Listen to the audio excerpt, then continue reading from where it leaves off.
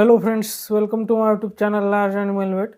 आज हम बात करेंगे जो वेटरनरी फील्ड में यानी पशु चिकित्सा में जो नाइट्रोक्सिनिल सॉल्ट यूज़ किया जाता है, तो वो सॉल्ट एक्चुअल कौन सी बीमारियों में या फिर कहाँ पर यूज़ किया जाता है, उसका डोज रेट क्या है, उसका इंडिकेशन कॉन्ट्रा इंडिकेशन क्या है, मतलब हम उसको कहाँ लगा सकते हैं, कहाँ नहीं लगाना है, उसकी जो डोज रेट है कौन सी स्पेसीज़ में कितनी है, कौन सी स्पेसीज़ में हमें नहीं लगाना है, उसका रूट क्या है।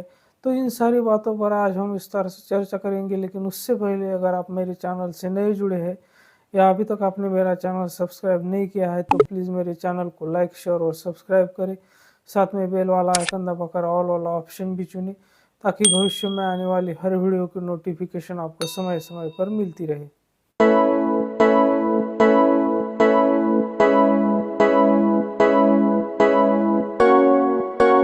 नाइट्रोक्सिनिल जो सॉल्ट होता है वो वेटरनरी में यूज़ किए जाने वाला ख़ास तौर पर उसको फैसियोलिसाइड के रूप में यूज़ किया जाता है, यानी कि जो फैसियोलोसिस होता है तो उसके मैच्योर इमैच्योर वर्म्स जो होते हैं तो उनको मारने के लिए इसका यूज़ किया जाता है। लेकिन ये जो हुकवर्म्स होते हैं उनके अगेंस्ट भी इसकी एक्टिविटी अच्छी है, यानी कि हुकवर्म के अगेंस्ट भी ये काम करता है।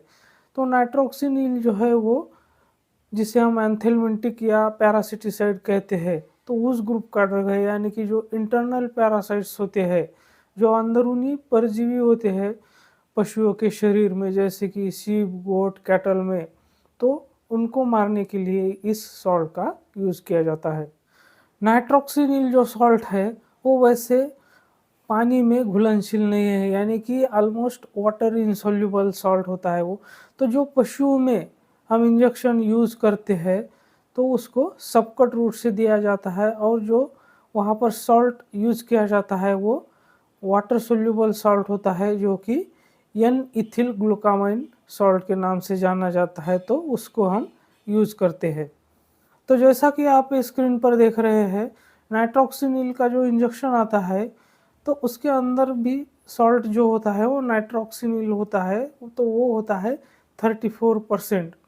तो जैसा आप ये स्क्रीन पर देख रहे हैं, निकोसिया बायोलैब का ये है इंजेक्शन है, तो ये 100 ml और 50 ml के प्रेजेंटेशन में आपको मार्केट में अवेलेबल है। इसके साथ साथ ही जैसा कि आप ये इंट्रासिन का देख रहे हैं ये इंजेक्शन, तो ये भी 34% है, और ये भी मार्केट में आपको 100 ml और 50 ml के प्रेजेंटेशन में आपको मिल जाएगा। नाइट्रोक्सिनिल इंजेक्शन खास तौर पर जो कैटल में और शिप में जो लीवर फ्लू होते हैं, जैसे कि फैसियोला हेपेटिका, फैसियोला जायजेंटिका, तो इनके अगेंस्ट इसको यूज़ किया जाता है, यानी कि जो लीवर फ्लू होते हैं तो उनका इन्फेस्टेशन अगर कैटल में और शिप में है तो वहाँ पर इस इंजेक्शन का खास तौर पर यूज़ किया जाता है।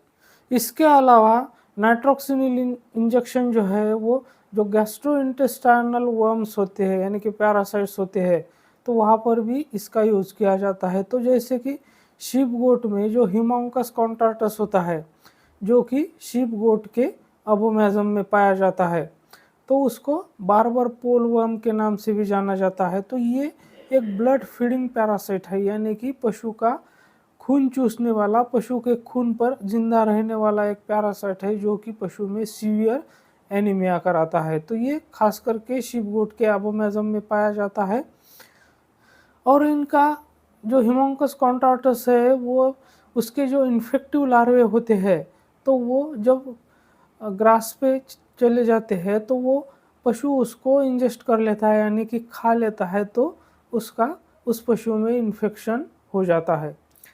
इसके अलावा इस इंजेक्शन का उपयोग जिसे हम ब्यूनोस्टोमियासिस बोलते हैं, जो कि एक बोवाइन का हुकवर्म है, तो ब्यूनोस्टोमम फ्लेबोस्टोमम नाम का जो पैरासाइट होता है या जो वर्म होता है, जो खास करके पशु के स्मॉल इंटेस्टाइन में पाया जाता है, तो ये भी एक निमेटोड है और ब्लड फीडिंग पैरासाइट है, यानी कि पशु का खून चूसने वाला पैरासाइट है, तो वहाँ पर भी इस इंजेक्शन का उपयोग किया जाता है। इसके अलावा इसका उपयोग जो है वो जिसे हम इसोफेगोस्टोमियासिस कहते हैं, जो कि इसोफेगोस्टोमम रेडिएटम नाम के पैरासाइट से होता है। तो ये इसोफेगोस्टोमियम रेडिएटम जो है तो वो पशु के लार्ज इंटेस्टाइन में खास करके सिकम में पाया जाता है, जो कि एडल्ट पैरासाइट होता है। और अगर हम लार्वल स्टेज की बात करें तो ये जो पाइलोरस टू एनस जो रीजन होता है, तो वहाँ के म्यूकोजा में ये पाया जाता है। जो इसोफेगोस्टोमम रेडिएटम पैरासाइट होता है, तो अगर हम इसके एडल्ट वर्म की बात करें तो इसका एडल्ट वर्म 1 सेंटीमीटर से 2 सेंटीमीटर तक लंबा हो सकता है। तो इस तरह से हम इस इंजेक्शन का उपयोग जो है वो फैसियोलोसिस यानी कि जो लीवर फ्लू होता है, तो फैसियोलोसिस के मैच्योर इमेच्योर जो फैसियोलोसिस होता है, तो वहाँ पर दोनों कंडीशन में हम इसका यूज़ कर सकते हैं, कैटल में और शिप में। इसके साथ साथ जो हिमोंकस कॉन्ट्रैक्टस का इन्फेस्टेशन होता है, तो वहाँ पर भी हम इसका यूज़ कर सकते हैं। जो इसोफेगोस्टोमम होता है, वहाँ पर भी जो ब्यूनोस्टोमम होता है, तो ऐसे पैरासाइट्स के इन्फेस्टेशन जहाँ पर होते हैं, तो वहाँ पर हम इस इंजेक्शन का यूज़ कर सकते हैं। तो अब हम बात करते हैं ये ड्रग जो है वो प्रेगनेंसी सेफ है या नहीं है। तो ये ड्रग प्रेगनेंसी सेफ है। आप प्रेगनेंसी के किसी भी स्टेज में इस ड्रग का उपयोग कर सकते हैं, लेकिन आपको एक बात का ध्यान रखना है कि इस ड्रग को कभी भी मिल्किंग एनिमल्स में नहीं लगाना है, यानी कि दूध देने वाले पशुओं में इस ड्रग को बिल्कुल भी नहीं लगाना है। इसके साथ साथ जिस पशु को नॉन हाइपर सेंसिटिविटी है, तो वहाँ पर भी इस ड्रग का हमें उपयोग नहीं करना है। इस ड्रग का जो रूट होता है वो होता है सबकट रूट, और ये ड्रग बहुत ज़्यादा इरिटेंट होता है। तो कभी कभी क्या होता है कि इस इंजेक्शन के लगाने के बाद वहाँ पर छोटी सी स्वेलिंग आ जाती है, गांठ बन जाती है। तो इसको अवॉइड करने के लिए हमें क्या करना है कि जो भी डोज बनता है, तो वो डोज हमें एक जगह लगाने की बजाय हम उसको अलग अलग जगह पर लगाए, और लगाने के बाद उसको अच्छी तरह से डिस्पर्स करें, यानी कि उसको फैला दे, ताकि ये प्रॉब्लम ना आए।